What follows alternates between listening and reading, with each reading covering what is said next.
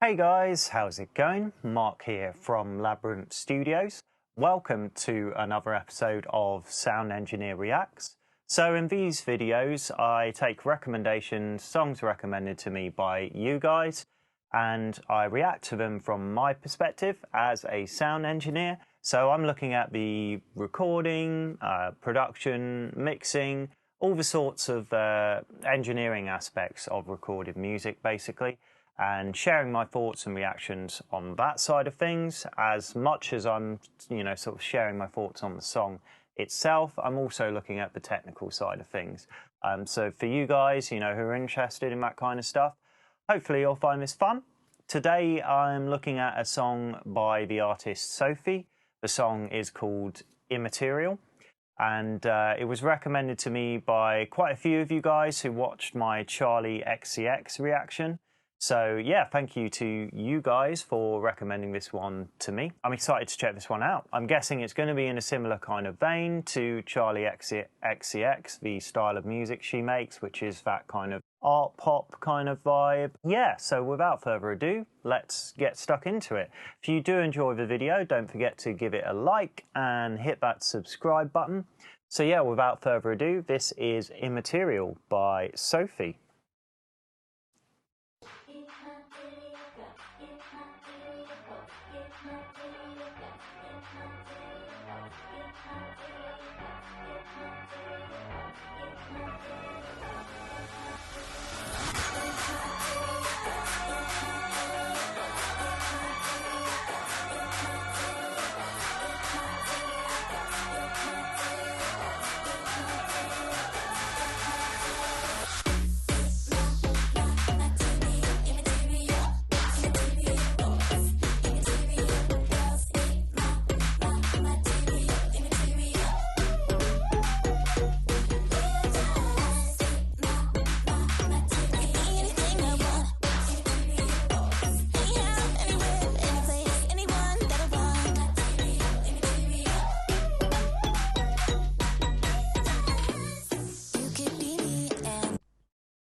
Okay, so we'll take the first stop there. Just before we really get into the meat of the song, there are just some things that, stuck out to me production-wise. Yeah, I like how the song is kind of typical for this sort of genre. It's very bass-focused, so the bass is sort of really leading the melody, although you've got that layering on top of the bass with a synth sort of sound doing the octave above, echoing that same melody. The bass is really leading that, and it's also adding quite a percussive element.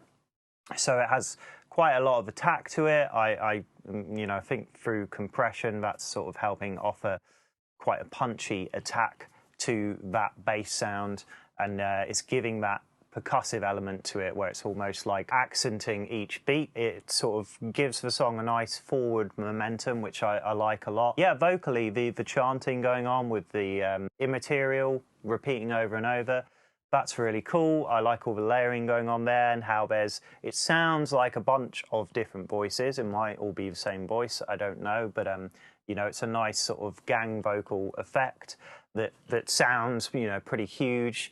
And fills out the mix nicely. The arrangement is fairly sparse, and it has kind of a EDM-esque kind of vibe to it. It definitely reminds me, it's pulling kind of influence from that sort of genre of music. But yeah, it's got a good drive to it, good forward momentum. I like that. I'm still, we're too early in for me to really share my thoughts on the song. So yeah, let's get back into it. Could be you, always the same and never the same, day by day, life after life, without my legs or my hair, without my jeans or my blood, with no name and with no type of story. Where do I live? Tell me, where do I exist?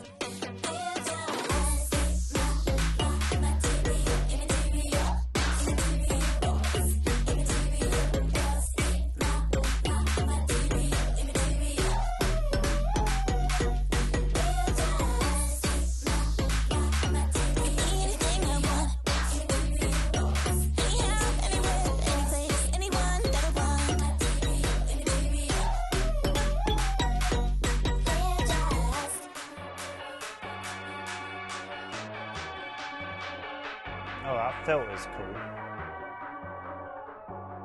That bit actually reminded me of some Kanye West songs quite a lot. Oh. Wait, let's take that back there. That was interesting. I was just a lonely girl in the eyes of my inner child.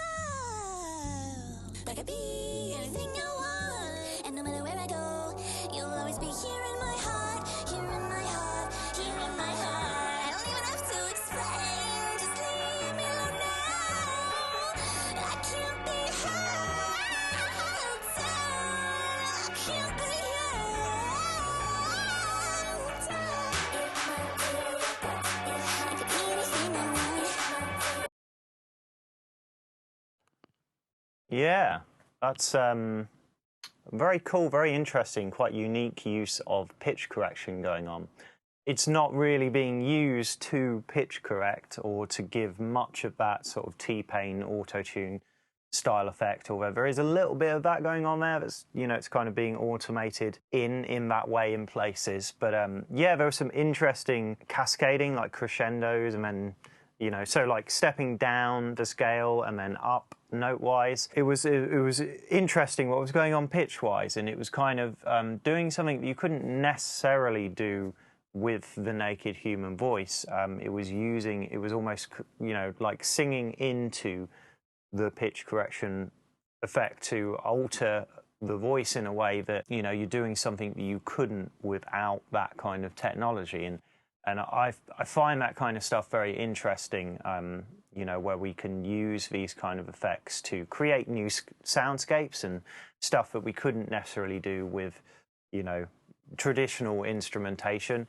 So that kind of stuff that technology allows us to do, you know, everybody's going to have different kind of thoughts on it. And, you know, for some people, they prefer more traditional, raw-sounding instrumentation. They don't like too much kind of electronic manipulation of things. But I think there's a place for both of those kind of things.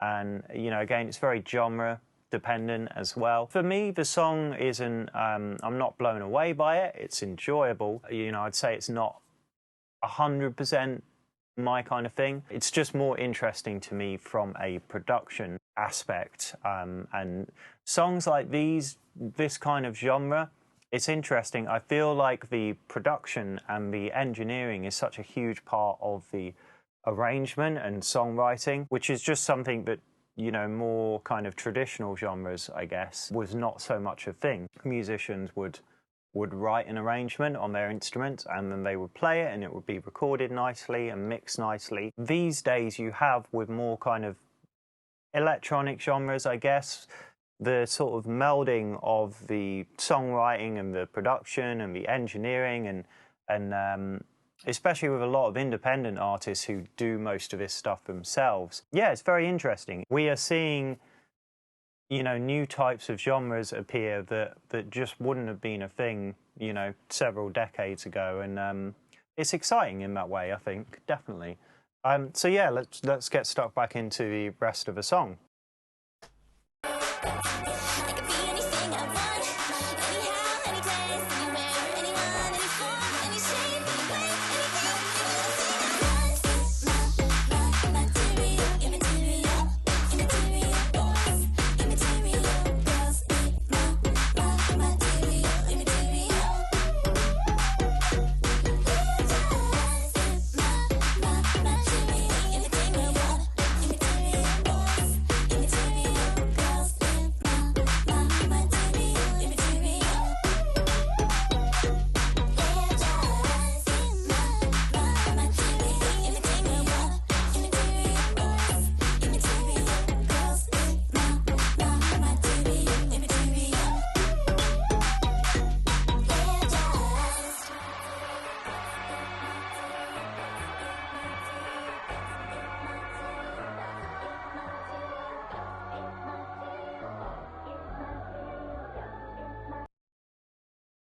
Okay, yeah, I don't know if that was meant to be as abrupt an ending as it was, or whether that was just a thing with the YouTube upload. It kind of cut off quite suddenly.